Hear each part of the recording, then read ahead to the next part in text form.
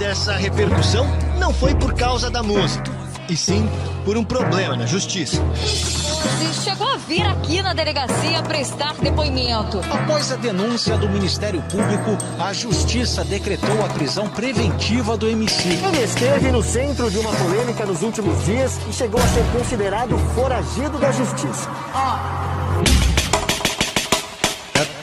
Tentaram me parar, tentaram me impedir de fazer o melhor pra minha família sorrir. Minha filha tá crescendo, meu filho vindo aí, e Deus não deixa eu tirar a liberdade de mim. O Pieti botar na pista aturar, voando umas alturas, se livre é a melhor coisa. Churrascada, fumando a braba, passando de BM, sentindo a brisa da praia. Eu quero ver o sistema atingir quem nasceu pra vencer. Meu ódio do grulho, pose e bota pra fuder. Rajada de música pra vocês entender. MC não é bandido, satisfação sou PC. Eu não quero saber o que eles vão falar.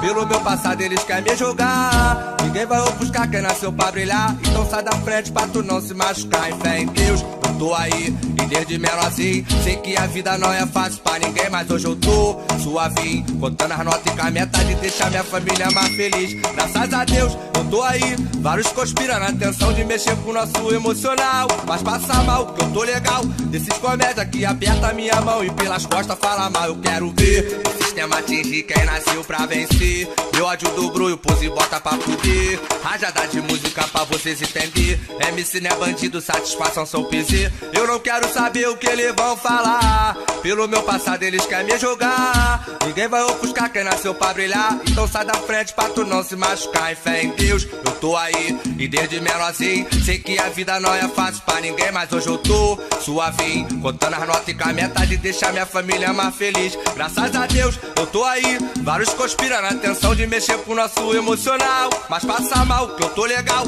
Desses comédia que aperta minha mão e pelas costas fala mal. Eu quero ver